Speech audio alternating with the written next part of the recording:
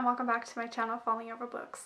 For today's video, I'm doing a wrap-up of TV shows and movies that I watched in the month of May and the beginning of June. I don't know, should I give TV show ratings? Maybe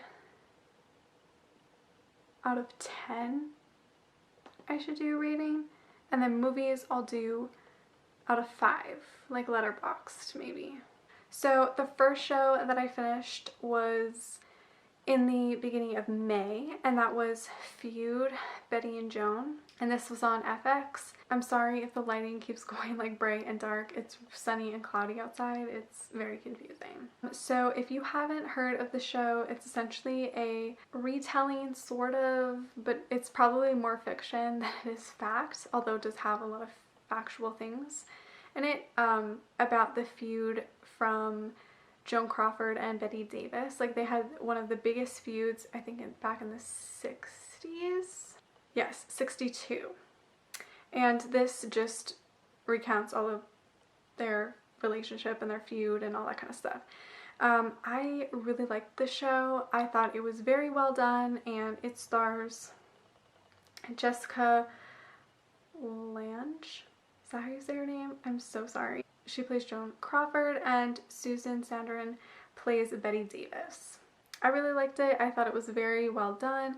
I loved, like, the sets and the costumes looked very, very, like, accurate, and I just really liked it. It was a great TV show to watch. It was very, like, a guilty pleasure show. I just really liked it, and I can't wait for season 2. Season 2 takes on the royals. I think it takes on Prince Charles and Princess Diana, I think. But I'm really excited for that one. So Feud, out of 10, I think I'm going to give it like a 7. Yeah, because I enjoyed it, but it's not like a favorite TV show. It's like a good TV show, well acted, well designed, but not like a die-hard favorite, you know? Next show is a show that ended and was actually canceled, and that is Baby Daddy. This show had 6 seasons, and it was recently canceled, so the last season finale was the series finale, and I feel like it ended perfectly, so I don't really have any complaints about that, but I just really loved this show, and it was so great. It was on ABC Family and then Freeform. It's essentially about a 20-year-old bachelor who finds out that he is a father, and his ex-girlfriend drops the baby off at his door. And so essentially now he has to raise the child on his own with obviously his friends and his family. And this show was super funny and super just light and all about family, and I just really, really recommend it if you want a really lighthearted show. I'm so sad it was canceled, but I thought that the season finale was perfect for the whole series. It was just great.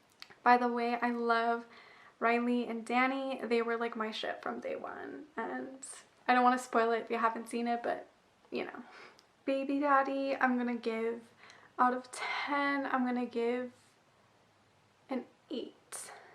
I really, really like it, but it's also not one that I would like own on DVD or something. Next show I want to talk about is Brooklyn Nine-Nine.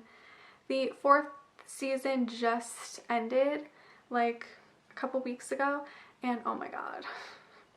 I was like so in shock with that season finale. Holy shit. But luckily they're renewed for a 5th season, so I mean, we get more, which I'm really, really excited about. Season 4 is also on Netflix, by the way. I know it's on Netflix Canada anyways, so I'm not really sure about anywhere else. But if you did not know what Brooklyn Nine-Nine is about, it follows a group of detectives at a precinct who solve crime and who also have the greatest friendships and relationships, and it's super funny and super diverse and feminist and super just, it's such a great show. I love this show. I've already rewatched season 4 like 4 times. I love this show. Please, please, please go watch it. It is on Fox, I think, or it might be on CBS. I'm not sure. But this this show is just so diverse. Please, please, please go support it. It is the best show ever. The thing is that like it was almost not going to be renewed for a 5th season, and I was probably going to like have a breakdown, but luckily it was renewed. But please go support it, go watch it. It's on Netflix. It's just, go watch the show. I'm telling you, you won't regret it. Like, give it 2 episodes and then you'll be into it, okay? Just go watch it, go watch it. Also, season 4 was like the best. I really enjoyed it. Brooklyn Nine-Nine, 10 out of 10. I love this show. Yeah, it's a 10 out of 10. Specifically, the whole show overall, 10 out of 10, but the season 4, I would give it like a 9 out of 10.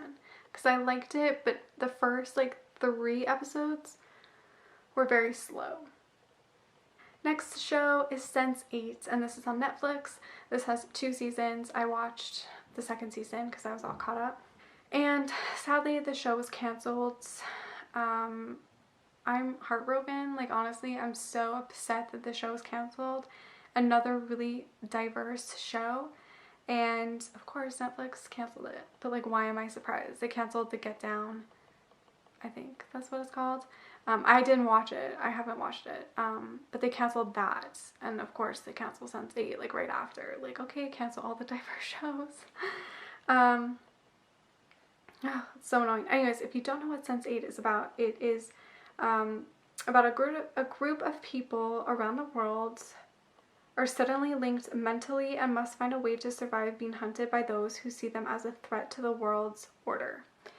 So it's about these people who are just connected mentally and like subconsciously, kind of. It's like the weirdest show, but it's so good. I would say give it 3 episodes, 3 or 2 episodes, and then you'll kind of be into it. I feel like all shows, you need to kind of give them like 2 or 3 episodes to really kind of understand things, get into it, and then once you do, it's like the best thing ever. Anyways, I just love Sense8 so much, and I am just devastated that it's canceled, and I highly, highly recommend you go watch it, even though there is only 2 seasons. It's such a great show. It teaches you a lot about how no matter how different you are to someone, you can still connect with them on like a human level, you know, just that you're both human, no matter your race or culture or where you are in the world. It's just such a great show, and I highly, highly recommend you watch it. Sense8 out of 10, I'm giving it also a 9, because the first couple episodes in season 2 were really slow. But overall, I give the show a 9 too. Alright, the next show I watched at the beginning of June, and that is The Leftovers. And I actually have watched the show since 2014 when it first came out, but I just finished the 3rd season like a couple weeks ago. And the show's officially over. I am so sad, but I love the show. So The Leftovers is about 3 years after the disappearance of 20% of the global population. A group of people from New York struggle to continue their lives while they cope with the tragedy of the unexplained nature of the event. So yeah, it's a bunch of people that disappear like literally into thin air, and it's about these people who have to cope with that, and like whether they don't know if their family members or friends have died or they went somewhere else, or like it's very mysterious. I really, really love this show. It stars Justin Theroux, Amy Brennan, is that how you say her name? Carrie Coon, Liv Tyler. It has like a stacked cast, and I love the show so, so, so much. It is so interesting. To me, it's like very art. I love it. It's like pure storytelling. It's genius. It has kind of underlinings of like sci-fi fantasy, but not really. It deals with the subject matter of like their families going to another place. So whether that's like heaven or whether that's like another universe, or it kind of plays around with that a little bit, and it's super, super interesting. This show's very thought-provoking. I couldn't say that word. Thought-provoking. It's very deep. I highly recommend you marathon it. I feel like it's a great show to marathon because it's so, each episode's very connected.